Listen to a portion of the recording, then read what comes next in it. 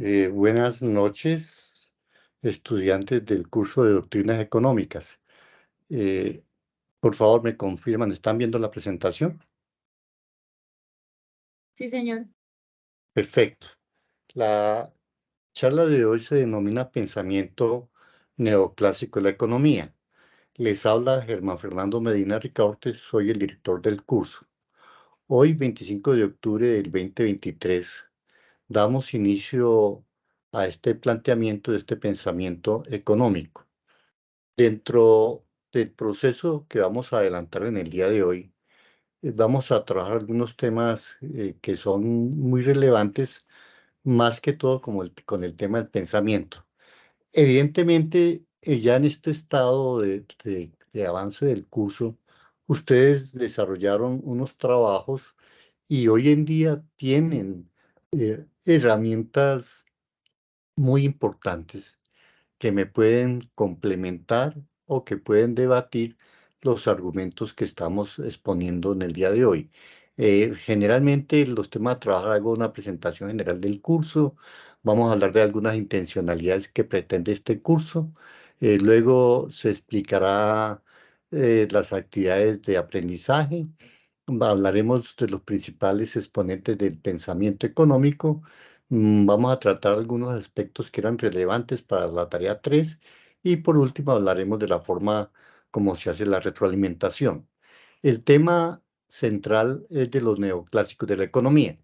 Una de las preguntas que surgen en este momento, que generalmente pues a los economistas nos suele acontecer, es la reflexión de por qué tenemos que ver la historia de la economía. Es una pregunta que se le debería trasladar al estudiante, pero como nuestro tiempo es tan escaso, tan corto, voy a tratar de resolver esa inquietud. Algo que tenemos claro todos los economistas es que nuestra ciencia es una ciencia histórica. Ahora viene la pregunta, ¿cómo así es una ciencia histórica y por qué se separa de la historia de la humanidad? No es que se separe la historia de la humanidad. Nuestra ciencia, por ser histórica, refleja una parte de la historia de nuestra humanidad, que es la parte centrada en el desarrollo de lo económico. Si bien lo tienen presente en las dos actividades anteriores, nos referimos a cómo el ser humano iba evolucionando a través del tiempo y cómo se iban construyendo las cosas.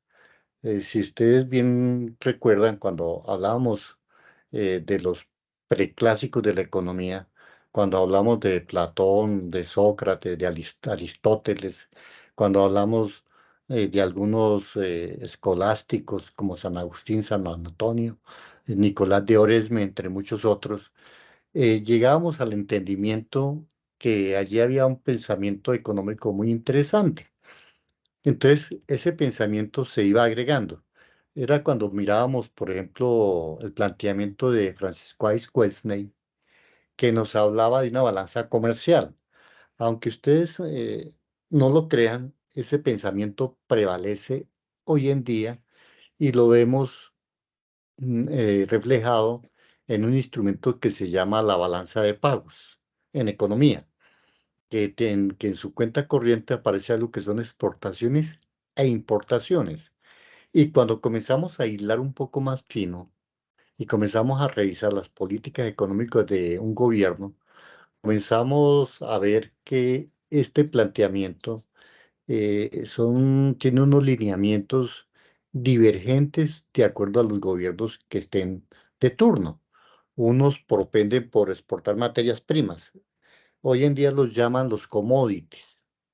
Otros dicen, no, queremos dejar de exportar tantas materias primas y queremos disminuir las exportaciones de petróleo. No importa que el petróleo tienda al precio internacional en su producto natural como es la gasolina. Entonces allí vemos todo una fenomenología súper interesante. Y así vamos a llegar hasta el pensamiento neoclásico. O sea, después de que vimos a Adam Smith, que leyeron algo sobre Robert Malthus, sobre David Ricardo, entre otros economistas, entre Cantillon, allí había una serie de lecturas muy interesantes.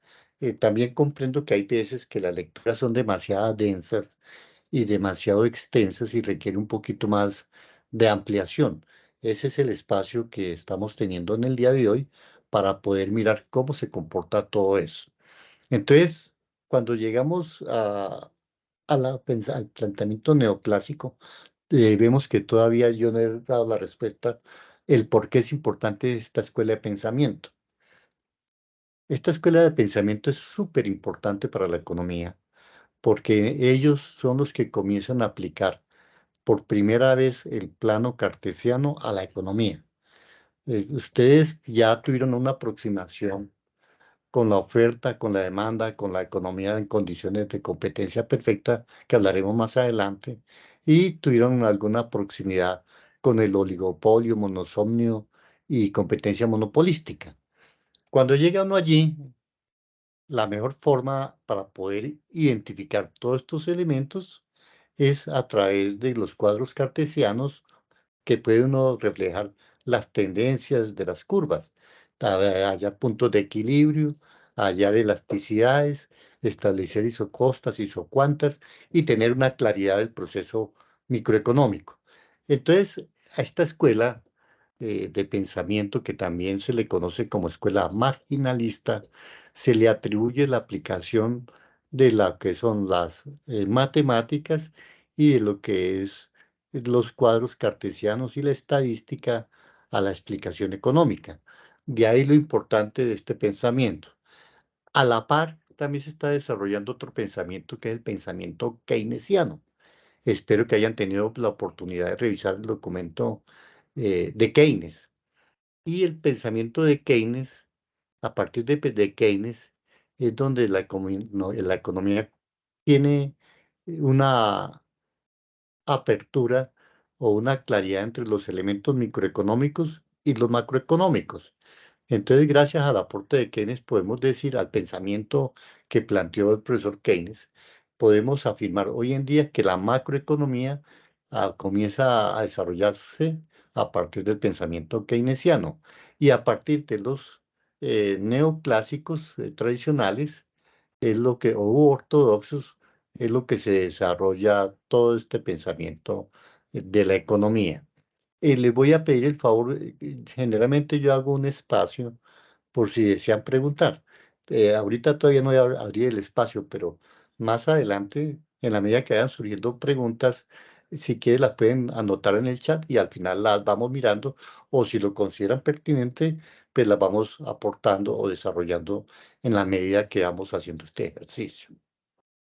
Entonces, el objetivo del curso, de este curso, básicamente es que el estudiante pueda tener las diferentes eh, herramientas que le permitan una argumentación teórica para analizar fenómenos económicos soportándose en corrientes o teorías. Por decir algo, uno se comienza a pensar de la competencia desleal.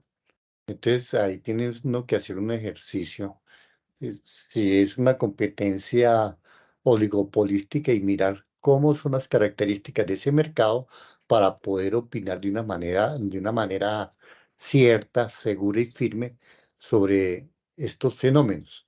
Entonces, lo que busca este curso es generar ese pensamiento que en nuestra universidad la denominan pensamiento crítico. Y yo prefiero complementarlo con el pensamiento crítico propositivo que debe tener nuestros economistas en la sociedad. Si ustedes han mirado recientemente la evolución económica en nuestro país, vemos que los discursos se han quedado simplemente en eso, en discursivas, pero vemos que la realidad muchas veces se está apartando de los fenómenos teóricos y de los reportes históricos. Me explico, nosotros tenemos en el país instituciones como el Departamento Administrativo Nacional de Estadística que nos reportan los indicadores y muchas veces nos dicen, bueno, el desempleo bajó 3 puntos. Muchas veces las personas no son conscientes de 3 puntos, eso no ha sido grave. Por ejemplo, se incrementó del 10 al 11, al 12%, dice 2 puntos. Eso no es grave, eso pues es 2 puntos porcentuales sobre el 100% de la masa obrera del país. No significa nada. Pero si ustedes van y miran el 2% de 20 millones, que es la mano de obra que dispone el país, de la población económicamente activa, serían 40.000 personas. Eso es un mundo de gente que queda desempleada. Por lo tanto, es un mundo de gente que deja de tener ingreso, es un mundo de gente que deja de consumir y es un mundo de gente que deja de tener demanda porque quedan sin tener recursos para poder participar activamente en el mercado. Entonces, todo esto es lo que nosotros o que nuestra universidad propicia por ese economista que sea capaz de dar una lectura acertada a una realidad económica que no podemos apartarlo del fenómeno social ni del fenómeno político. Por eso es muy importante el debate de economistas con argumentación para no quedar en la típica especulación, sin atinar a ningún candidato, digamos, en en la candidatura de Bogotá. Vemos que las personas hacen muchas posturas y muchas veces uno se pregunta, miremos los recursos que disponemos. Uno quisiera darle empleo a todo el mundo, pero es muy complicado. Se puede mejorar, sí, pero entonces es donde uno dice, bueno, cuando colocamos una propuesta política, debe ajustarse a la realidad que vivimos, porque cuando no hacemos eso, comenzamos a caer en la especulación, en la demagogia, con el fin de ganar unas contiendas electorales. Y eso es a lo que muchas veces se llama a la ciudadanía que revise, que mire las propuestas, que mire si es posible o no es posible y que escojan las personas de su elección. Entonces, eso es muy interesante. Esta unidad 2 que terminamos de pasar, lo que se trata es de estudiar los postulados económicos, el postulado, perdón, del pensamiento neoclásico. Algo que yo siempre le digo a los estudiantes, a mis estudiantes, que son, en fin y al cabo, mis pares en el proceso académico, es que cada tarea tiene su respectiva guía de actividades y rúbrica de evaluación. Yo les pido el favor, cada vez que vayan a mandar un trabajo, en el caso mío, Germán Medina, revisar la rúbrica de evaluación. Si Germán dice debe tener un título, miren que tenga un título. Que debe tener una introducción, mire que tenga una introducción. Que debe aplicar las normas APA, apliquen las normas APA. Ya en esta parte del curso vamos a mirar que en la evaluación ya no se hace tanto énfasis en la aplicación de las normas APA porque ya en las dos anteriores ocasiones, se insistió mucho en ese tema. Entonces ya se espera que en este nivel esté mucho más desarrollado. Eh, Algo que yo muchas veces observo con curiosidad es que toman textos de algunos autores y nos los citan, no sé si es por temor a no hacer una correcta citación o simplemente es un olvido de manera ingenua que caen los estudiantes y es una verdadera lástima porque el no reconocer el trabajo de los otros personas es prácticamente decir que nos estamos robando su productividad intelectual. En el caso mío, me agrada mucho cuando alguien dice, mire, yo leí a Keynes y Keynes está proponiendo la intervención del Estado en la economía. En ese momento siento de que se le está dando reconocimiento al trabajo de Keynes. O cuando alguien llega y dice, miren, el profesor Homero Cuevas habla de la competencia desleal y plantea lo siguiente, ta, ta, ta, y citan la página tal de tal libro, por ejemplo. Es una forma de reconocer todo este proceso académico. Por lo tanto, algo que es también interesante, que ustedes lo han venido haciendo de manera muy juiciosa, es consultar la agenda del curso. Algo que me parece sumamente aburridor para mí Es que hay muchachos que llegan a esta altura del curso a decirme que les saqué la actividad uno, la tarea 2, cuando ya estamos en la tarea 4. Pues yo prefiero pasar por la pena y decirle, mijo, póngase pilas en las otras tareas y trate de salvar su materia. ¿Por qué lo hago yo?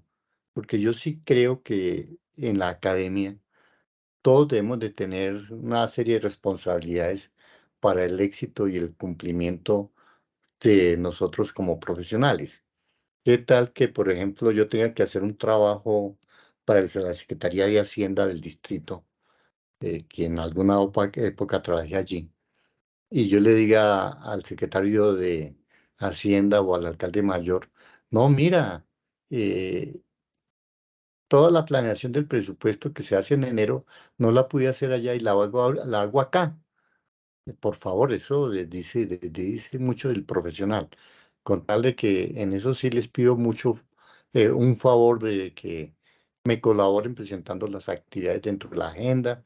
Evidentemente, el reglamento estudiantil es muy claro y establece unas excepciones, que son, por ejemplo, el caso fortuito debidamente sustentado, el fallecimiento de un ser cercano, de un pariente cercano, cosas como de ese estilo que establece el reglamento estudiantil. Entonces, cuando se presente esa situación, tengan la certeza que yo voy a comprender y tengan la certeza que yo voy a hacer lo posible para que las calificaciones sean evaluadas, no importa que sean presentadas de manera posterior. Y lo que quiero decirles es que se pueden presentar eventos y si se me los argumentan adecuadamente, pues adecuadamente, pues yo lo puedo evaluar. Pero hay gente que le dice, no, no, profe, no tuve tiempo para hacerle y hasta ahorita puedo hacerlo. Y yo me pregunto, ¿cuál es su compromiso? ¿Cuál es su interés? ¿Qué tipo de economista estamos formando? Entonces, les pido mucha colaboración en esa postura tan vez ortodoxa de docente clásico, pero me gustaría que eso fuera de esa manera. La presentación del curso, ya ustedes conocen esta gráfica, siempre se las muestro. Eh, Ahorita vamos a seguir la ruta gris, que es analizar el pensamiento eh, neoclásica, como los aportes de Marshall, Warren, Mengel y la teoría keynesiana. Miren, en esta parte la economía es súper chévere porque ya ustedes comienzan a tener visos de qué tipo de economista desea ser. Ustedes son personas en formación y son personas muy jóvenes. Entonces ya dice, bueno, yo quiero ser un economista ortodoxo. Cuando hablamos de la ortodoxia es aquella persona o aquel economista que profundiza tanto en la micro como en la macro. O sea, está mirando las cuentas nacionales, el PIB, el componente del PIB, el PIB sectorizado, el PIB agrario, el PIB urbano, el PIB comercial, está mirando los niveles de desempleo por franjas, por edades, por actividades, está mirando los procesos de la balanza de pagos de las importaciones por sectores económicos, exportaciones por sectores. O sea, el ortodoxo se especializa a fondo en los temas de la economía, mientras que el economista heterodoxo puede conocer de los principios y normas y reglas de la economía, mas no se pone a profundizar tanto al detalle, sino que él busca explicar la realidad asociado con otras ciencias. Por ejemplo, cuando nosotros estudiamos economía agrícola, ese es un economista heterodoxo. ¿Por qué? Porque no tan solo está mirando los indicadores de las franjas por productos en las diferentes zonas del país, sino que también está mirando la problemática y la complejidad del desarrollo de ciertos productos y el desplazamiento productivo de ciertas áreas a otras. Entonces ahí tenemos el heterodoxo. También, por ejemplo, nuestro curso tiene un curso que se llama Antropología Económica. Allí, ¿qué es lo que se hace básicamente? Se pretende que los que aprofundizan este tema miran el comportamiento del ser y lo pueden identificar con la economía, pero eso se mira ya desde la antropología. Y igual pasa con temas como la geografía económica, la sociología económica, que son temas que permiten el desarrollo de este nuevo profesional. También soy consciente que en este proceso de formación, ustedes están recibiendo mucha información y nosotros tratamos de decantarla y tratamos de llegar con la máxima información posible para que ustedes puedan tener el mayor acervo cognitivo que les permita ser exitosos en su ejercicio profesional. Por lo tanto, vamos a hablar un poquito del surgimiento, de la evolución del pensamiento neoclásico. Básicamente, los economistas neoclásicos surgieron a partir de la segunda mitad del siglo XIX. Estamos más o menos ubicados en 1850 y se le llama también teóricos de la utilidad marginal. Eh, ¿Qué es la utilidad marginal? Sería una pregunta para ustedes. Y básicamente, la utilidad marginal, explicada desde los satisfactores, es el nivel de satisfacción que me da consumir una unidad más de un bien determinado, cualesquiera que sea. Voy a aprovechar un segundo para tratar de precisar este concepto para que lo tengan bien claro para el desarrollo del curso de microeconomía. Los que ya lo vieron lo comprenden plenamente y los que lo van a ver van a entrar a él con algún tipo de conocimiento. La utilidad marginal es el placer que me da el consumo de una unidad más de un producto. Vamos a dar el ejemplo del consumo de un pollo. Digamos de que hoy es jueves, es miércoles, perdón. Supongamos que me pagaron al mediodía. Supongamos que yo trabajé todo el día fuertemente en la UNAD y salí con mucha hambre a las 6 de la tarde. Aquí en Bogotá hay unos restaurantes que venden pollos. Paso por nuestros restaurantes y veo asando un exquisito y sabroso pollo. Entonces llego, me pido un pollo acompañado de un fresco, de un refresco para poderlo consumir de una manera agradable. Si ustedes se ponen a mirar, cuando consumen la primer presa, que por ejemplo a mí me gusta el pernil, yo siento una satisfacción inmensa, grande, grande. Muy seguramente voy a comerme otra presita que me comería a mí, que me gusta mucho, que es el cuadril, o sea, ya acabo con una pierna pernil. Siento satisfacción, pero ya me voy llenando y mi satisfacción comienza a disminuir. Muy seguramente, si me voy a comer un ala, me la como, pero ya los niveles de satisfacción han bajado. Eso quiere decir que la utilidad marginal, de la medida que consumo un bien, tienen una utilidad marginal decreciente. Muy seguramente si me como el ala y quiero comerme otra presa, ya voy a estar satisfecho y ya no me da utilidad marginal. ¿Por qué? Porque no me provoca comer más. Entonces, la utilidad marginal es eso, la satisfacción que tengo por el consumo adicional de un bien, cualesquiera que sea, y eso opera para todos los bienes. Una vez un estudiante me decía, no, profe, pero la cerveza es diferente. Le dije, bueno, digamos el mismo ejemplo, me tomo una cerveza con un día caluroso, ¿cómo siento? Rico. Me tomo la segunda cerveza, ¿cómo siento? Puede que sienta un poquito más rico que la primera, perfecto. Ese sería una utilidad creciente. Me tomo la tercera cerveza, ya muy seguramente comienzo a tener rendimientos decrecientes. Cuando me tome la séptima cerveza, yo estoy ebrio y ya no voy a querer tomar más. Llego al nivel de la satisfacción total, en donde la utilidad marginal es cero y por lo tanto no deseo consumir más de ese bien. Ahí ya hay otros fenómenos que tienen que ver con el estado de embriaguez, que la gente sigue consumiendo, pero ya es un comportamiento irracional. Entonces, lo que quiero que comprendan es que esta teoría de la utilidad marginal es súper chévere. ¿Por qué? Porque también tiene efecto a nivel del costo. Los costos marginales es el costo que me representa por producir un bien adicional en un proceso productivo. O sea, Si yo produzco 100 tuercas y cada tuerca me valía 1 peso, ese es el costo marginal, sería 1 peso, pero ya si produzco 101 tuercas, la última tuerca me puede costar 50 pesos, entonces su costo marginal comienza a disminuir. Es lo que manejan las economías de escala.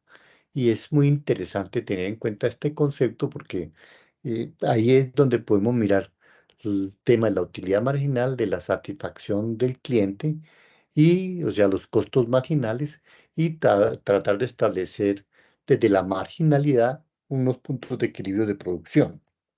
Pero eso es interesante para las personas que están estudiando en este momento la microeconomía. Los que ya la estudiaron, pues se están complementando los conceptos desarrollados en esta parte de la ciencia económica. La teoría derivaron sus componentes teóricos del enunciado de la utilidad expresado por los clásicos, llegando a elaborar una teoría subjetiva del valor que es la base de la corriente. Cuando hablamos de la teoría subjetiva del valor, eh, aparecería una reflexión que ustedes se harán. Si hay algo que es subjetivo, en contraposición sería la teoría objetiva del valor. ¿Por qué Germán no nos ha hablado de la teoría objetiva del valor? Bueno, me toca que hablarles un poquito para poder hablar de la teoría subjetiva. La teoría subjetiva básicamente es lo que ustedes ven en el libre juego de la oferta y la demanda de los precios y las cantidades en el mercado. Si ustedes miran, los que trabajan en el sector comercial, muchas veces ven que los productos suben y bajan de precio de acuerdo con la temporada y de acuerdo con las necesidades de liquidez que puedan tener las empresas. Ahorita se acerca diciembre y comenzamos a ver que los precios comienzan a ajustarse hacia arriba. ¿Por qué? Porque la oferta, los productores y los comerciantes se dan cuenta que las personas van a tener liquidez con sus primas y van a disponer de recursos para comprar los productos y ellos van a poder jalonar precios hacia arriba, estarse rígidos en ese mercado y sacar el mayor provecho de la competencia. Pero es, por eso se llama una teoría subjetiva del valor. Alguien me dirá, no, Germán, pero es que hay unas fórmulas para establecer a través de econométricos los puntos de equilibrio y precios de equilibrio, o sea, cantidad de equilibrio y precios de equilibrio en mercado. Sí, todo eso es cierto, pero el mercado es muy subjetivo, me explico. Cuando usted se da cuenta, por ejemplo, que si yo vendo jeans y veo que ya toda la oferta de jeans está consumida y que en el entorno mío, donde yo tengo mi almacén, no hay oferta de suficiente jeans y la gente está demandando porque quieren estrenar jeans. ¿Qué vale mi primera intención? Comenzar a jalonar el precio hacia arriba porque hay que aprovechar la temporada. Entonces, eso hace que el mercado sea terriblemente subjetivo y se desarrolle toda esta teoría que es la teoría subjetiva. Ahora viene la otra pregunta. Entonces, ¿cuál sería la teoría objetiva, Germán? Mi respuesta sería la siguiente. La teoría objetiva es la teoría del valor desarrollado por el profesor Carlos Marx, en la cual establece que el precio de los productos está dado por el trabajo vivo y el trabajo muerto.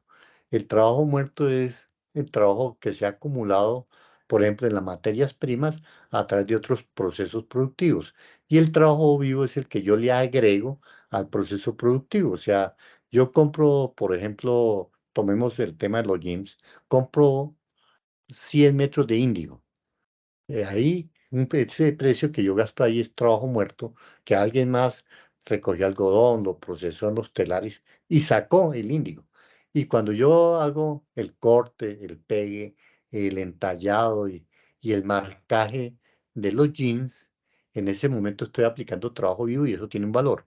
Y además a eso, trabajo vivo más el trabajo muerto, más un porcentaje de utilidad que debe tener el productor, ahí genera el precio del producto. Entonces, por eso se le llama teoría objetiva del valor. Me excusarán de que sea demasiado rápido y muy a grosso modo que se trata esta teoría, pero ese es otro pensamiento que es muy interesante de observar.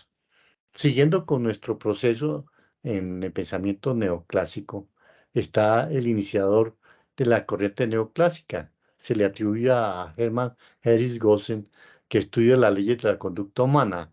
Él es sociólogo, basado en el utilitarismo y el consumo individual, con un soporte matemático, lo que hemos hablando de la escuela neoclásica. El pensamiento marxista es más cuantitativista y es una objetividad diferente al pensamiento que tenemos.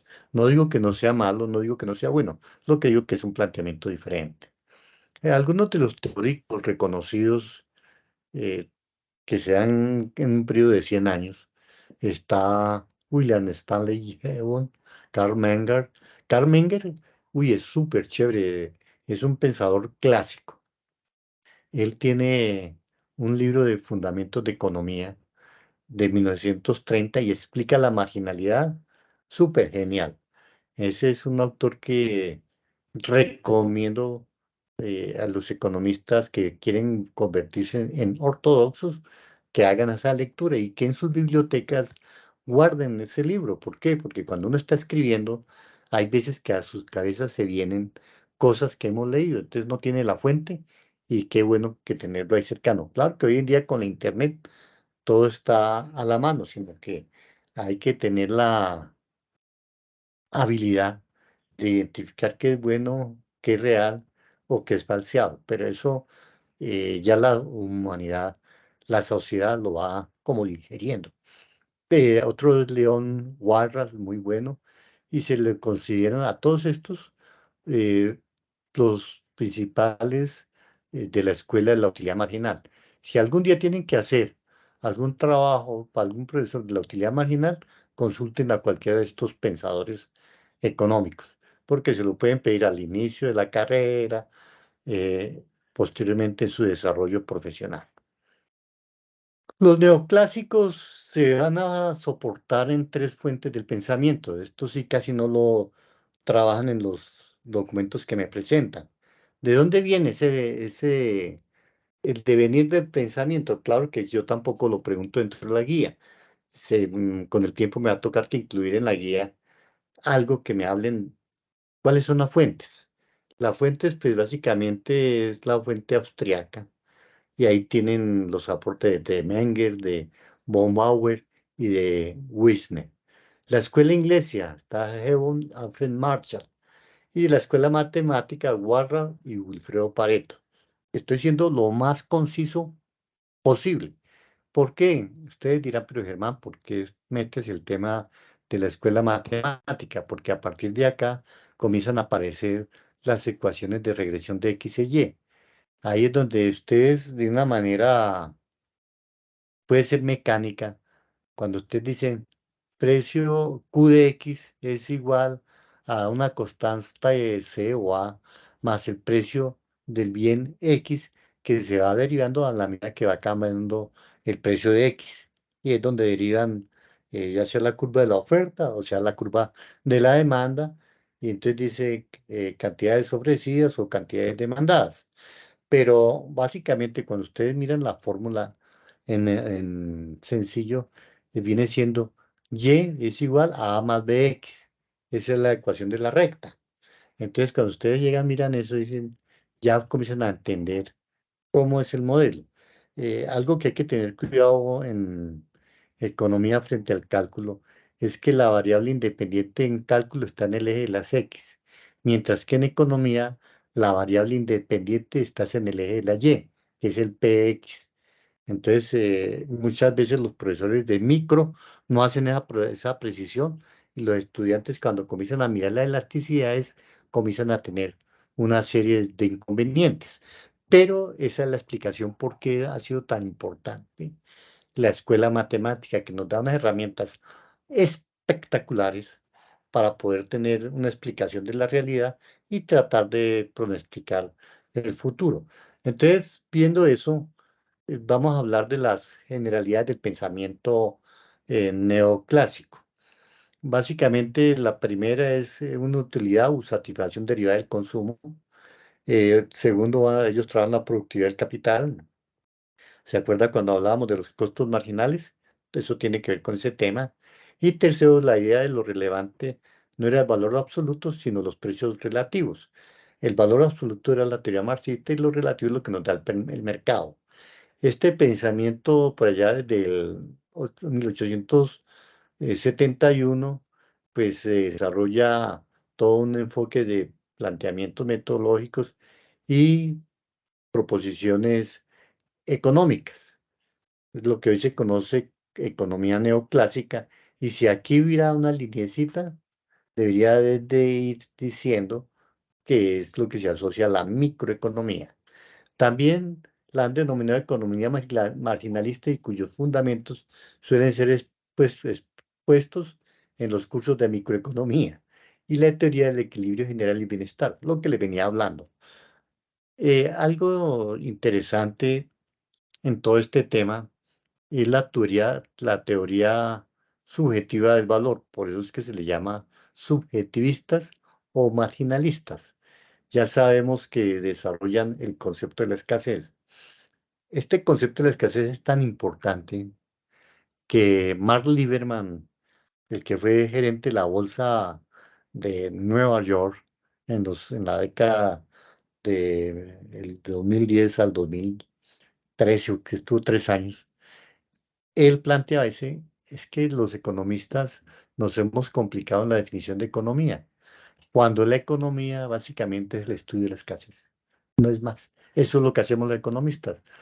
Y pues yo sé que a ustedes les han enseñado una serie de definiciones que nos dicen, la economía es la ciencia que se encarga de estudiar la producción, distribución y consumo de bienes que se producen a través de unos recursos que son escasos y entre los cuales los seres humanos toman decisiones de cómo utilizar. Esa es otra definición. Y así existen una gran cantidad de definiciones de acuerdo con la cantidad de economistas que se han atrevido a opinar sobre el tema, pero siempre van a encontrar este tema que es lo que vamos a trabajar en el devenir histórico. Y la teoría de la marginalidad, la oferta, este tema de la oferta y la demanda es muy importante y siempre vamos a hablar del equilibrio general. Diferencian entre la economía pura y la aplicada. La pura son las leyes, o sea, toda la ortodoxia. Y la aplicada es cuando llevamos al contexto productivo estas teorías y vemos cómo se desarrollan. También este elemento que estoy aquí resaltando, que dice el aumento de la utilidad, cada individuo logra mayor bienestar. Este es el que conocemos como el principio de la racionalidad económica. ¿Qué habla ese principio? Ese principio es que los individuos con los recursos que tienen tratan de obtener el mayor beneficio posible. Y ustedes mírense en ustedes mismos. Ustedes cuando tienen un ingreso comienzan a tratar de buscar la mayor optimización para tener mayor bienestar. Entonces ustedes cogen el dinero que tienen, lo distribuyen, parte para el mercado, parte para diversión y parte para el ahorro. Acuérdense, mis queridos economistas y queridas economistas, el ahorro es una de las claves del éxito en la vida contemporánea. La gente con los mercados se han metido en el concepto del consumo. O sea, estamos en mercados y estamos obligados, y el mercado nos obliga a consumir. Y eso, pues, por sí mismo para la economía no es malo. Para la economía es bien que la gente demande y la demanda agregada se active. Pero para la parte individual, lo que yo le recomiendo a toda persona es que como mínimo, haciendo esfuerzos o sin hacer esfuerzos, ahorre el 10% de su ingreso. Que me gano 1,5 millones, pues ahorre 150,000. Que es difícil, yo sé que es difícil, pero si usted quiere tener a fin de año 1,800,000 de ahorro y ver crecer a través del tiempo su capital, tiene que esforzarse. Entonces, donde tiene que hacer estrategias de dónde comer, de cómo movilizarme, de cómo vestirme y de no dejarme que el mercado me atrape. ¿Cómo me atrapa el mercado? Cuando voy a un centro comercial y veo algo bonito, siento el deseo insaciable de adquirir lo que me están ofreciendo. Entonces, cuando nos dan rebajas, nosotros los seres nos mueven algo que tiene que ver con la psicología del mercado y comenzamos a consumir más. Y acuérdense en algo que yo les digo, ¿Qué es una rebaja? Una rebaja o una ganga es que nos ofrecen y nos venden algo que no necesitamos, gastándonos el recurso que no disponemos para ese bien. Entonces, donde uno dice, ¿y por qué estoy descuadrado? Ay, mira, te compraste esa chaqueta, te compraste el pantalón, te compraste el par de zapatos, teniendo buenos los zapatos. No, pero es que me veo mucho bien. Sí, se ve mucho mejor. Pero entonces, esa es la explicación de por qué no tiene el recurso. Entonces, cuando uno comienza a ser más objetivo en eso, puede diferenciar de las gangas en los mercados. Si ustedes se dan cuenta, en enero, febrero y marzo salen muchas rebajas y hay momentos en que la gente se siente frustrada, que dice, oye, yo compré esta camisa en 100.000 pesos y miren, ahorita están en gangas con el 40%, vale ahora 60.000. Entonces uno dice, "Ah, no vuelvo a comprar este bien, o esta marca, o este producto acá". Son cosas que están en la parte de la psicología del consumidor. Entonces, todo eso es lo que estamos estudiando, pero para todo eso utilizamos, los mercaderistas utilizan esta teoría y los economistas la entendemos. Por eso es que tenemos que tener mucho cuidado del mercado. El mercado es súper chévere, pero el mercado es voraz. Si nos descuidamos, nos va a devorar todos nuestros recursos. Entonces, donde tenemos que tener unas estrategias claras para poderlo lograr. Entonces, básicamente la teoría subjetiva, pues ya hablamos que emplean las gráficas del plano cartesiano, que son las dos dimensiones. Eh, Uno el eje de las X, otro el eje de la Y, y ahí es donde podemos hacer nuestros juegos de oferta y demanda, y es donde miramos los equilibrios parciales en la economía. Eso, ese pensamiento deviene de ese momento de la economía. Entonces, el equilibrio parcial habla de la competencia perfecta y la imperfecta. Ya saben que la competencia perfecta tiene unas características y la imperfecta tiene otras. El modelo matemático. Este tema de las curvas de indiferencia es súper genial porque le permite al individuo comprender en un momento determinado que con un recurso disponible pueden existir productos que me producen la misma satisfacción. Cuando tengo dos productos que me producen la misma satisfacción en la curva de indiferencia, es indiferente para mí escoger cualquiera de los dos. Entonces entro a valorar otros elementos como el precio, la calidad, la publicidad, la presentación, etcétera, etcétera. También, pues, este modelo explica lo que hablamos de la conducta del consumidor, que hoy en día lo estudian en la administración y muchos economistas escriben sobre ese tema. Perdón. Eso es, para explicar la conducta, lo trabajamos a través de neuromarketing. Eso es algo muy genial. También se desarrolla una teoría de la producción basada en la maximización de ganancias y minimización de costos. Ese es el principio de la racionalidad económica.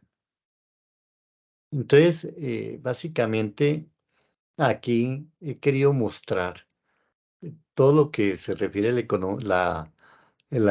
mercado en condiciones de competencia perfecta. Por ejemplo, existen muchos oferentes y muchos demandantes. Ninguno puede determinar el precio en el mercado. Lo otro, los productos son homogéneos.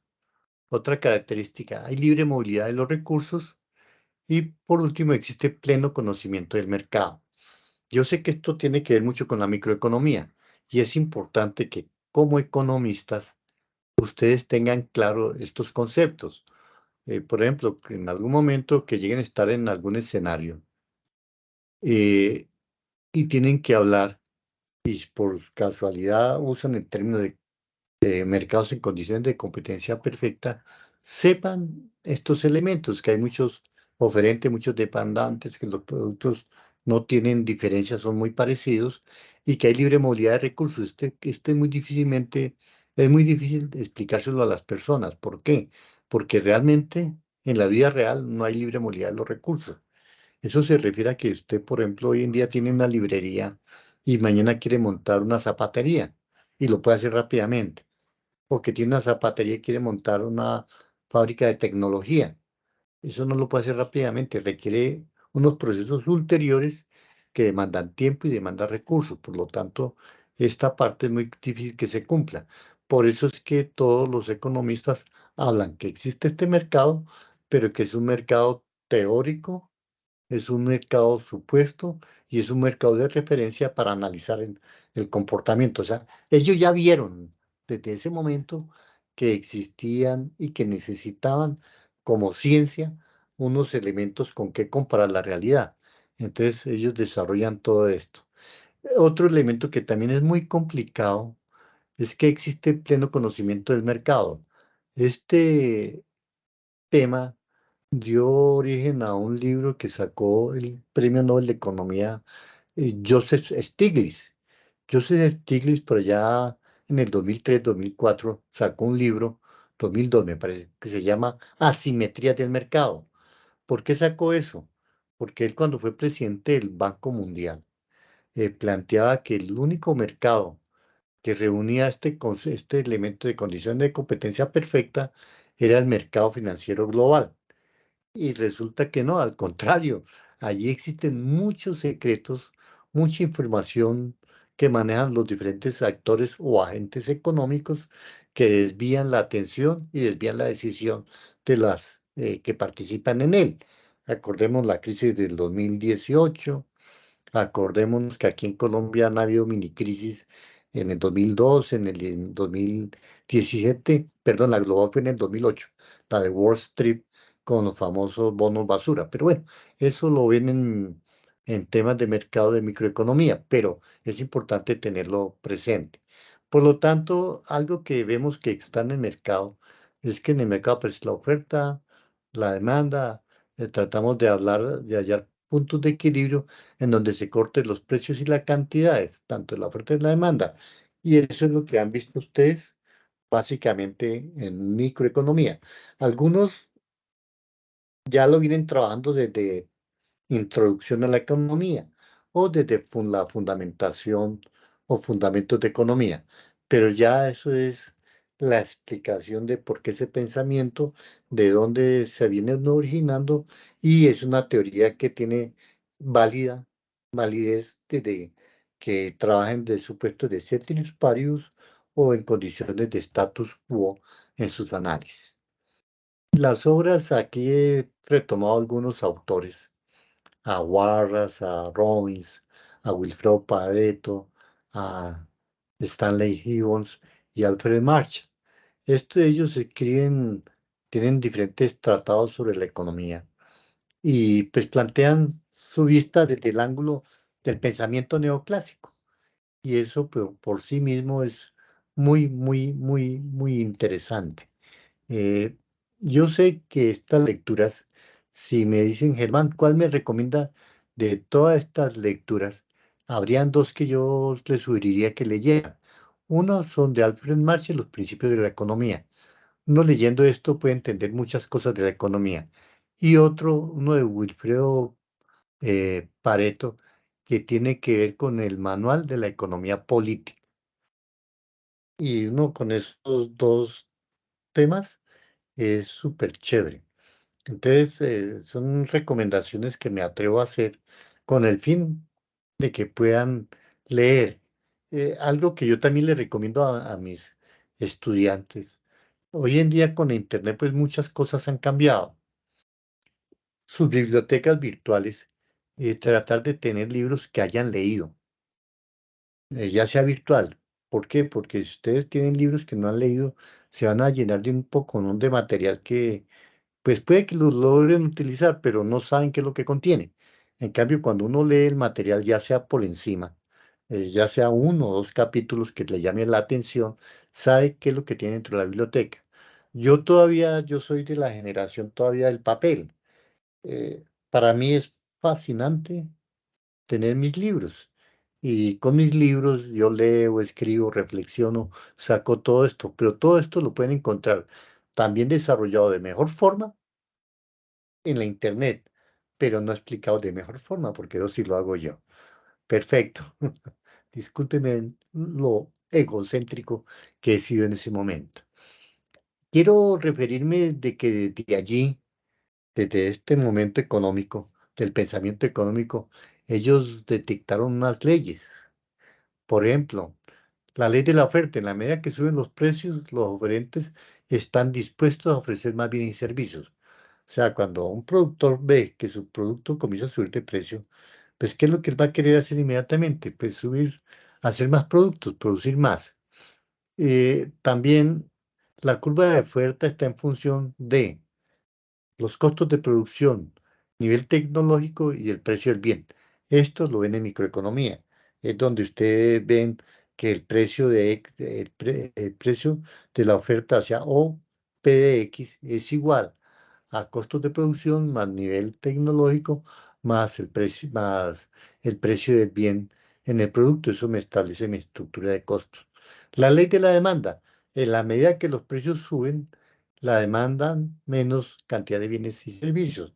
Miren lo que ustedes mismos, aunque hay eventos catalizadores, pero generalmente cuando, por decir algo, sube el precio de la carne, uno baja el consumo de la carne y comienza a consumir otro bien, pollo, eh, carne de cerdo, o si la cosa está un poquito complicada, se desplaza uno a los huevos, que son proteína. Y si la cosa está muy complicada, le toca a uno que desplazarse a consumir lenteja, que provee la proteína necesaria para el cuerpo. Entonces, vemos que cuando los precios suben, inicialmente la gente deja de consumir, pero cuando el bien es de primera necesidad, generalmente hay unos elementos catalizadores de ajuste y dejan de consumir otras cosas.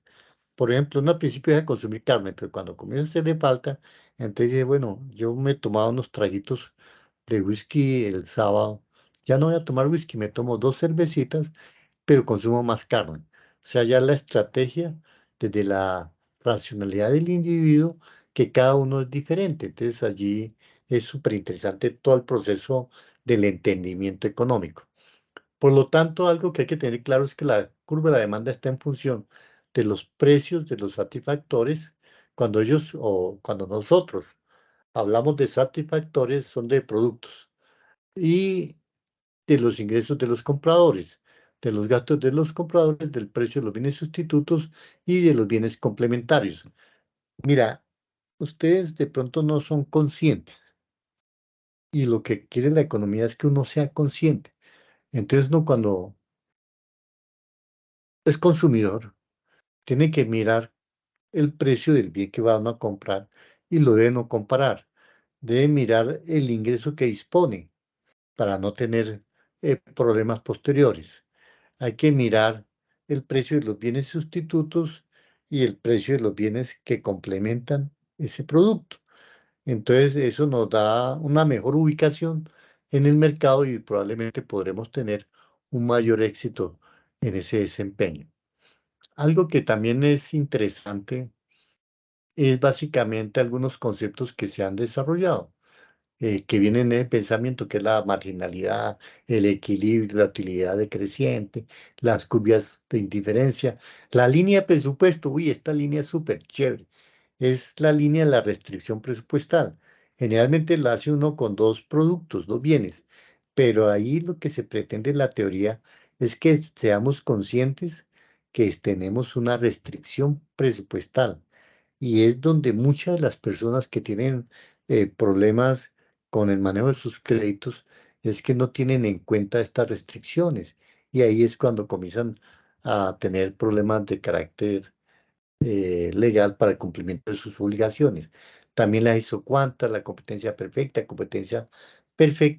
y otro tema es el óptimo de Pareto, pero eso ya son teorías súper chéveres que tiene la economía. Algo que quiero que miren que es lo que ustedes han estudiado en microeconomía. ¿De dónde sale todo esto del óptimo de Pareto y la ley de Sain? Básicamente voy a tratar de explicarla muy rápidamente para que sepan qué es lo que están estudiando en microeconomía. Casi siempre la utilidad. Hay bienes que inicialmente comienzan a subir, llegan la utilidad marginal. Sí, esta cantidad, esta es utilidad, la utilidad de los bienes sube y de un momento a otro comienza a decrecer. ¿En qué momento comienza a crecer la utilidad, decrecer la utilidad total? Cuando la utilidad marginal es igual a cero. ¿Se acuerda el ejemplo de la cerveza? La utilidad marginal comienza a crecer ta, y la utilidad total es la sumatoria de todas las utilidades. Ella comienza a decrecer la utilidad total cuando llega la utilidad marginal cero, igual que con el pollo, ya cuando estoy lleno ya no quiero más. Pero en el mercado se establece que lo ideal de un mercado que esté en su punto de saturación, su utilidad marginal cero, la oferta y la demanda esté en equilibrio, decimos que este mercado se encuentra ajustado. O sea, cualquier desplazamiento hacia la derecha o la izquierda me va a desequilibrar el mercado. Y cuando nos encontramos esto, opera la ley de Say, la cual nos dice que la oferta agregada, ojo, la oferta agregada genera su propia demanda agregada. Eso es súper genial. ¿Por qué? Uno dice, bueno, ¿cómo va a ser eso? Pues resulta que ellos veían que eso se daba porque antes de 1930 todo lo que producían se vendía. Acuérdense que ellos vivían un mundo en donde no tenían, por ejemplo, lavadoras. Uber inventa la lavadora eléctrica y todo el mundo va a querer tener lavadora eléctrica. Se halla el desarrollo de la bombilla eléctrica y comienza en todos los Estados Unidos a tener luz eléctrica, pues todo el mundo va a querer tener luz eléctrica. Alguien invita al fonógrafo, pues alguien va a querer, todo el mundo va a querer tener fonógrafo. Aparece la radio en esa época, pues todo el mundo va a tener ganas de tener radio. Todo eso es por la aplicación de la energía eléctrica a los diferentes procesos que se observan. Igual pasa con el cine, el Charleston, igual pasa con muchos de los productos que se innovaron en esta época. Por ejemplo, en esa época, por allá en 1800, la gente cocinaba, que planchaba con unas planchas al vapor que eran con base en coque, o sea, carbón de coque o carbón de piedra. Se metía, se calentaba y se comenzaba a planchar con eso. Cuando aparece una plancha liviana, como son las planchas eléctricas, ellos no tenían vaporelas, pero aparece este tipo de plancha, pues ¿qué van a querer todo el mundo? Tener esa plancha. Aparece Henry Ford con sus carros, entonces la gente se desplaza del maltrato de estar cabalgando a sentir placer de manejar un carro. Todos estos cambios pues van a hacer de que ellos interpretaban que toda oferta generaba su propia demanda y que todos los mercados estaban en equilibrio. ¿Se acuerdan que había una pregunta en la tarea si el desempleo era voluntario, o sea, que los trabajadores no querían trabajar? La respuesta era no, no es voluntario, es un desempleo involuntario. ¿Por qué? Porque la gente buscaba trabajo, este mercado estaba desequilibrado, quería que decir, había mucho más oferta que las empresas demandaban poco trabajo porque las empresas habían cerrado, por lo tanto, la gente estaba desempleada y ese desempleo era involuntario. Muchos compañeros me argumentaron empleo voluntario, yo les coloqué sus comentarios, espero que hayan entrado en la razón, pero ese es el fenómeno que se explica a través de esto. Perfecto, allí hay lo que hemos hablado, algunos avances de la utilidad, todo este tema. Esto ya son definiciones marginalistas. Esto es la teoría residual del producto, o sea, todo lo que hemos venido hablando de los mercados. Es que quiero llegar rápidamente. Estos son definiciones. No se preocupen, yo se las voy a enviar para que ustedes, si tienen tiempo, hacia el futuro, pues la puedan revisar. Sin embargo, yo soy consciente que en este momento ustedes están más referenciados a los economistas contemporáneos. Entonces, vamos a mirar acá algo que yo quería llegar rápidamente. Discúlpenme, no los quiero demorar mucho, pero es importante. La teoría keynesiana parte de este fenómeno. A comienzos del siglo XX, el centro del dinamismo y el desarrollo económico capitalista se desplaza de Europa a Norteamérica. Por ejemplo, a finales del siglo XVIII, del siglo XIX, los mayores bancos y la mayor ejercicio financiero radicaba Londres, Suiza y Alemania. Todo eso va a trasladarse a los Estados Unidos a principios del siglo XX. También la ausencia de entrabamientos feudales desarrolló el capitalismo en Norteamérica. Es donde decía todo el mundo, Norteamérica es tierra de oportunidades. Acuérdese en ese pasaje de la película Titanic, en donde el actor principal comenta de que van para Estados Unidos, que es la tierra de oportunidades. O sea, esa es la realidad en ese momento económico. La riqueza, los recursos naturales y fértiles de la tierra norteamericana atraen mucho y algo que es muy importante para el desarrollo del capitalismo norteamericano es la constitución política que desde su inicio garantizó las libertades económicas y políticas. Toda esta combinación de elementos hace que la economía norteamericana se desarrolle rápidamente. Por lo tanto, unas características de la producción al principio del siglo XX es que se multiplicó la variedad de bienes domésticos, lo que les acaba de comentar. Se incrementó la venta de radios, televisores y muchos productos domésticos. La aviación se convierte en una actividad comercial, ¿acuerdan de los hermanos Grant? Esa es la revolución de las maquinarias agrícolas y se desarrolló la sociedad basada por comodidades del auto, los radios, los gramófonos, el cine y el famoso Charleston. Si ustedes miran todos estos elementos, inicio entre 1900 a 1929, pues era una economía bollante, creciente y próspera. ¿Qué pasa en la gran crisis de los años 30, para que entiendan la filosofía, el pensamiento de Keynes? ¿Se acuerda que hemos dicho que la oferta genera su demanda en la ley de Say, en una gráfica anterior? Ellos estaban enseñados que todo lo que producían se vendía, todo lo que ofertaban en la bolsa de valores se vendía. Pero hay un día que es el 24 de octubre de 1929, uy, ya estamos cumpliendo, ¿qué? ¿Cuántos años? Del 29 al...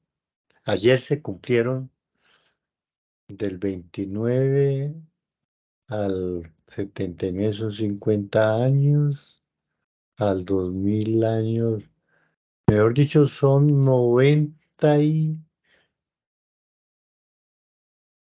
restémosle 4 años, 5 años, hace 95 años ocurrió este fenómeno, que se denominó jueves negros.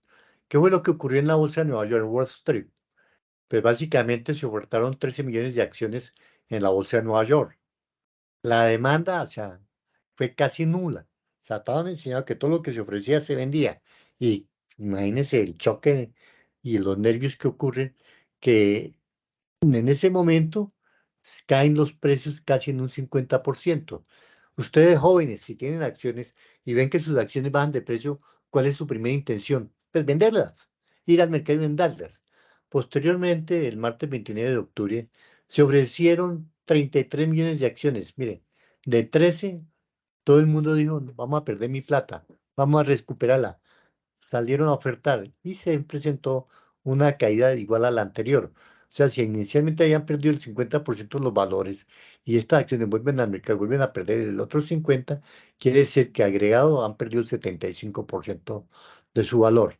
Y miren de estos indicadores que quiero que sean conscientes.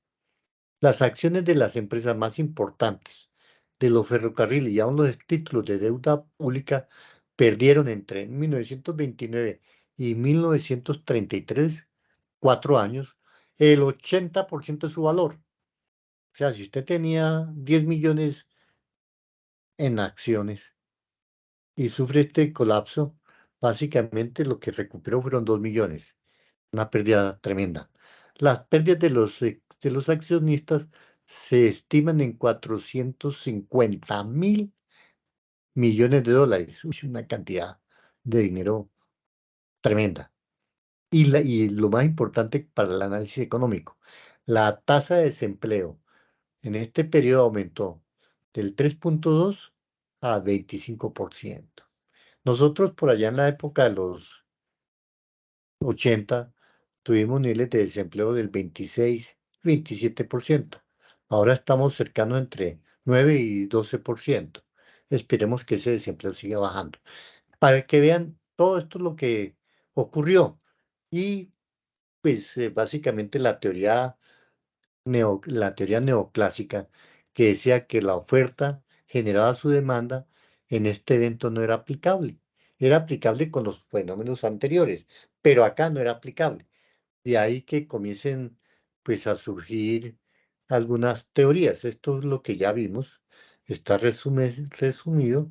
Y miren, algo grave que no se habló, pero que se presentó es que la inversión privada se redujo a menos del 10% de su nivel de los años 20.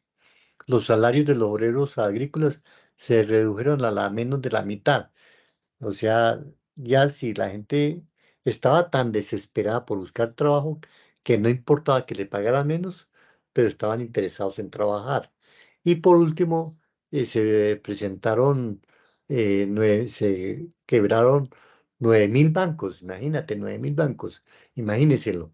Y 85.000 empresas quebraron. Por lo tanto, tuvieron un reflejo inmediato que 9 millones de cuentas de ahorros se perdieron.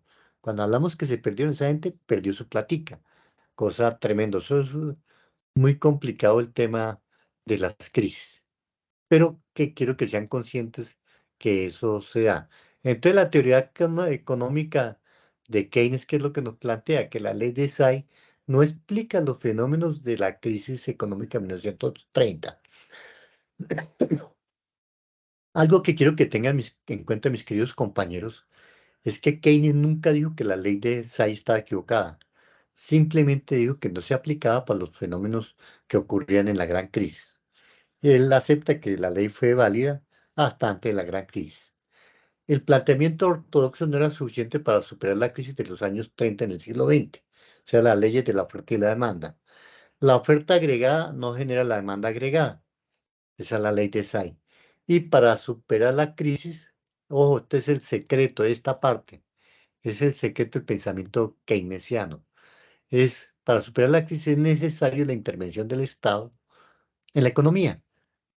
Acordémonos que los primeros liberales fueron los clásicos, los nuevos liberales fueron los neoclásicos que decían que el Estado no debía intervenir en los asuntos económicos y recientemente los nuevos liberales son los neoliberales que dicen que el Estado debe restringir su participación en la economía, pero cuando la economía tiene crisis, llaman al Estado para que la solucione. Eso es algo interesante. Y por último, este es el planteamiento macroeconómico de Keynes. Para los que están viendo macroeconomía, esto es muy conocido. Para los que la van a ver, es un aperitivo de lo interesante que van a encontrar. Van a encontrar oferta agregada, demanda agregada, van a encontrar ingreso, renta, van a encontrar una oferta agregada que tiene unas variables que es el consumo más el ahorro agregado. Van a encontrar una demanda agregada que es diferente a la oferta agregada, en donde existen un consumo, una inversión planeada, una relación de exportaciones e importaciones, un gasto público menos un ingreso público. Acá vemos que el gasto público es positivo, menos un ingreso público es una política claramente inflacionaria, pero que sirvió para la crisis con el fin de contrarrestar los inventarios indeseados. Entonces, la teoría de Keynes era de que había que gastar más para que las empresas estuvieran motivadas de vender sus inventarios que tenían acumulados y comenzaron a producir más y así contraer los niveles de desempleo. Eso es lo que plantea todo este pensamiento. Jóvenes, eso era lo que les quería contar hoy, una sinopsis del pensamiento neoclásico, un poquito apretada, pero espero que sea suficiente para poder entender algunas cosas del tema de lo económico. Ahorita me agradaría escuchar a algunos de ustedes sus inquietudes sobre estos temas. No sé qué inquietud pueda tener Laura. Me hacías falta, Laura. Cordial saludo. Germán Mena te saluda con mucho respeto. Laura, cuéntame, Gracias, profe. Pues son principalmente dos preguntas. por favor, hazlas. La primera es relacionada a lo que usted me dijo en una clase pasada, de cuando yo le pregunté sobre la película que explicaba esa caída que había tenido Estados Unidos, que yo le pregunté si era correcto que el Estado interviniera. Em, y pues ahorita, pues esta clase como que me aclaró más el punto que usted me explicó la clase pasada, y la pregunta es, yo tengo entendido por la crisis que hubo hace poquito en Estados Unidos, que quebraron 3 bancos, que En se el le dos mil estaba ocho recomendando, no, en este año creo, ya. Sí, porque la grande fue que donde se creó el Chase Morgan, el Manhattan Morgan y el Jansport Bank. Bueno, ¿qué es lo que sí, quieres de la crisis? A ver, dime, hija.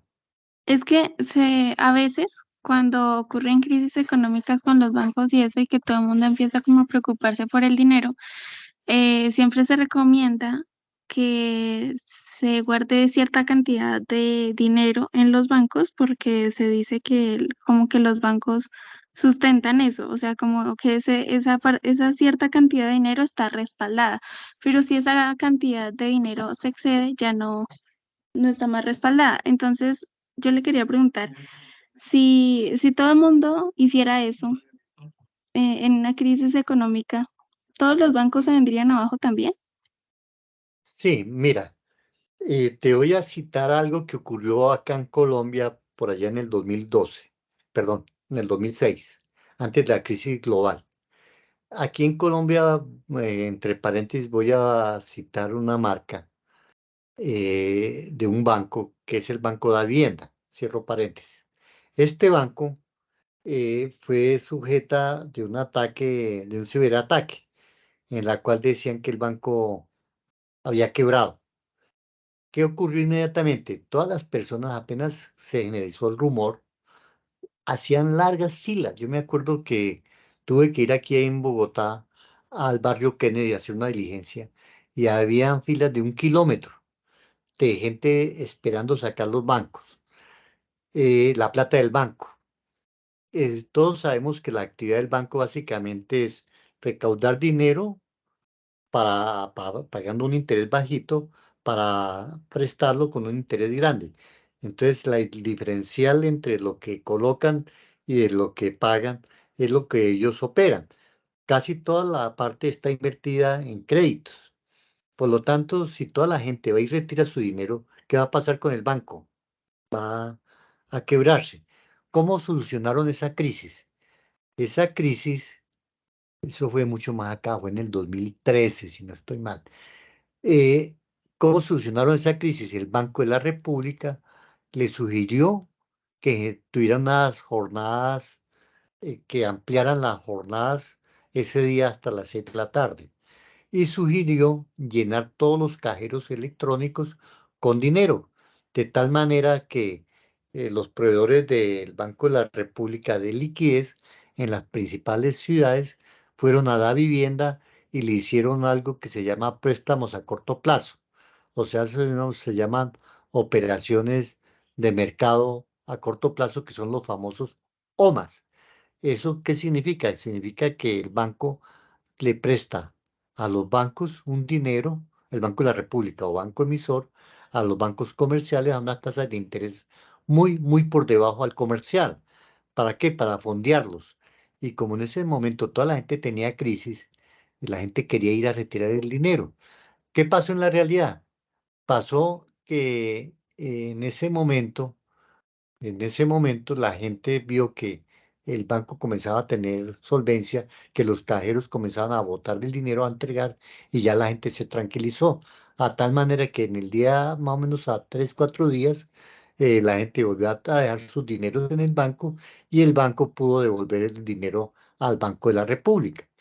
Entonces, eso es algo muy parecido a la película que tú me comentaste, de la crisis de Wall Street, en la cual, en este caso, en la película, la Reserva Federal fondeaba a los bancos para que tuvieran un disponible si al caso de una crisis se presentara, pero la intención en ese momento era fondear a la economía para que consumiera más productos, o sea, la industria y el comercio se desarrollaran. Entonces, es muy claro, Laura, que el sector financiero, si todas las personas retiráramos el dinero que tenemos en los bancos, el sistema se colapsaría. Otro evento que puede ocurrir, que afortunadamente no se da, es que de todas las personas que tengan deudas con los bancos digan el día de hoy, no pagamos y no vamos a pagar. Y hagan lo que quieran, demándenos, embárguenos, hagan lo que quieran. Ellos se quebrarían. Otro elemento que también tenemos que ser conscientes que no se puede presentar, esperemos nunca se presente, es que algo que tienen que ser conscientes, mis queridos economistas, es que el dinero es una creación del ser humano, ¿sí? Acordémonos que estuvo primero el bimetalismo, el oro, la plata, las piedras preciosas, todo eso va a llegar a través, a evolucionar hasta tener lo que nosotros llamamos el dinero fiduciario, que es el papel moneda.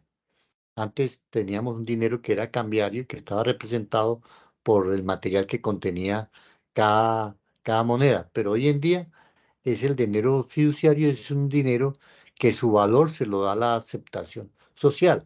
En otras palabras, yo recibo un billete de 100.000 porque yo sé que si voy a la tienda me lo van a recibir y voy a poder comprar bienes o voy a poder pagar servicios. Pero si toda la comunidad, si aquí todo el país dijera, no, no vamos a recibir el dinero colombiano, ¿qué pasa con la economía? Se quiebra, se colapsa. Entonces, pues son variables que es necesario tener en cuenta y es necesario que ustedes como economistas en un futuro sepan cómo dar manejo, porque de pronto yo aspiro que algunos de ustedes que con su tiempo lleguen a ser participantes en la Junta Directiva del Banco de la República, participar en los ministerios de Hacienda, participar en sus territorios con el desarrollo de las políticas regionales apoyados como economistas, pero ser conscientes de estos fenómenos que esperemos que no ocurran, pero de ocurrir sería un colapso tenaz. Perfecto, Laura. Sí, profe, todo claro. Y ya la segunda pregunta es respecto a una diapositiva que usted mostró, que si no me equivoco es la diapositiva que tiene de título El mercado y que usted está hablando de cómo los neoclásicos identificaron el mercado ideal. Listo, déjame un momentico, voy y lo miramos allá. El mercado, ay, cosa tan sabor, tan interesante, tan rica de estudiar. Yo me imagino que es como esta, no, es esta. ¿Esta?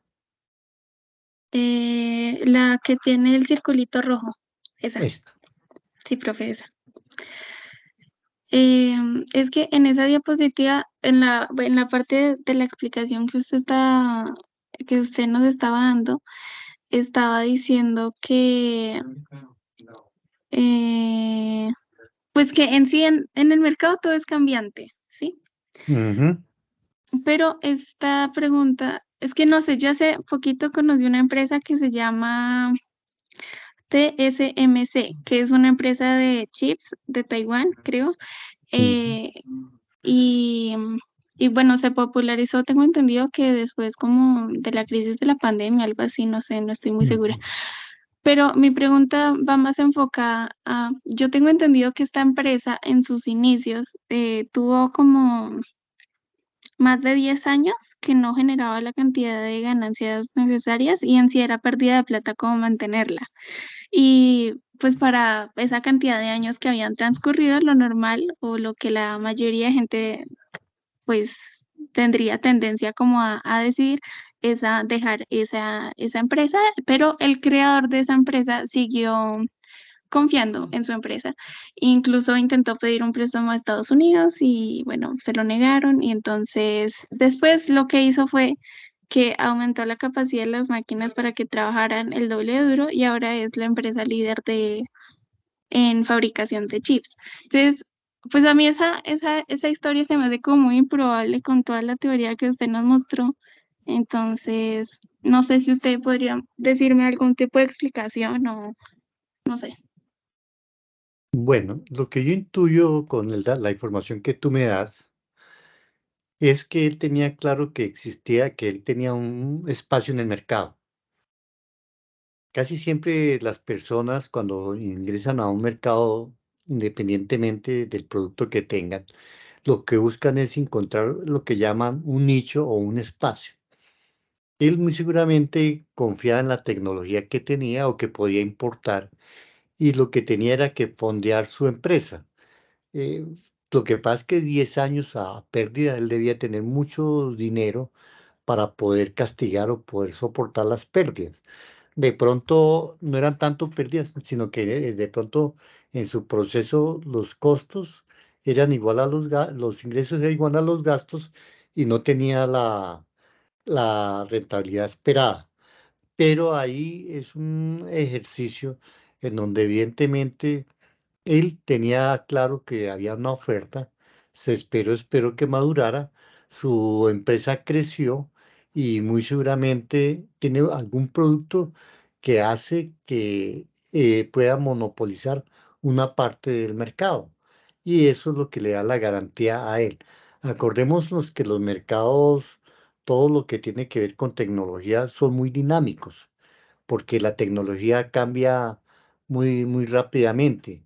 Muy seguramente esta empresa logró identificar los avances tecnológicos, logró colocarse en la frontera de la producción de esa tecnología y es lo que le está augurando los éxitos que tiene hoy en día. Sin embargo, ellos no deben de estar, no deben de dormirse en los laureles. Ellos deben continuar con su investigación tecnológica, su adecuación a los nuevos mercados y desarrollar productos que satisfagan las expectativas de los clientes. Un ejemplo de eso es, por ejemplo, la telefonía. Si tú ves la telefonía, básicamente el producto base es que podamos llamar y recibir llamadas. ¿En qué ha cambiado? Ha cambiado es en la velocidad de transmisión de datos, en los volúmenes de capacidad de guardar de información y en la calidad de las cámaras fotográficas. Alguien podría decir, no, pero es que yo no quiero una cámara fotográfica, yo necesito es un celular que sea rápido para comunicarme. Entonces, el mercado saca diferentes opciones, pero generalmente nos va haciendo algo muy parecido a la ley de Say. ¿Se acuerda que la ley de Say decía que la oferta agregada genera la demanda agregada? Igual pasa con la telefonía. La telefonía celular saca unos productos al mercado, generan una oferta, generan que la gente sienta la necesidad de tener esos productos y compre esos productos. O sea, ellos trabajan a través de la innovación, generan nuevos productos para que los clientes adquieran más bienes. Entonces, todo este juego de teorías es lo que nos sirve de pronto a entender el comportamiento de esa empresa. De pronto ellos han logrado identificar nuevos productos que son útiles en el mercado y que los pueden colocar rápidamente y vender a buen precio. Pero yo me imagino que es de tener un centro de investigación muy interesante, ya sea aquí en Colombia o sea en Taiwán o en China. Bueno, Taiwán es parte de China insular o China continental que les permitan mantener ese liderazgo en el mercado. Pero entonces ahí habría, para tener una idea más exacta, habría que ver los estados de resultados de los 10 años para ver su comportamiento y entender la toma de las decisiones. Pero evidentemente el señor ha tenido un músculo financiero para poder llegar a ese punto de equilibrio de su empresa. Perfecto, Laura. Sí, perfecto, claro, muchas gracias. No, a ti, Laura, tú siempre una estudiante interesante, la cual abrigo la esperanza de que sea una excelente economista en un periodo muy corto. Damelis, ¿cómo vamos? ¿Bien? Olga Janet, Luisa Ahumada y Trini, si tienen alguna inquietud, perfecto. Si no, pues no hay problema. Podemos ya dar por terminada nuestra situación. Damelis, ¿algo? Bueno, mis estimados compañeros, veo que no hay más inquietudes. Nuevamente, para mí ha sido un placer compartir este espacio con ustedes. Espero que el conocimiento y las inquietudes que se plantearon sirva para su formación como economistas Y nuevamente les agradezco su participación en este espacio y espero que me acompañen en la última web conference del curso. Por lo pronto les deseo a todos una feliz noche y muchos éxitos en su gestión académica. Les deseo una feliz noche. Hasta pronto. Gracias, profe. Hasta luego. Gracias, profe. Hasta Muchas gracias, pronto. profe.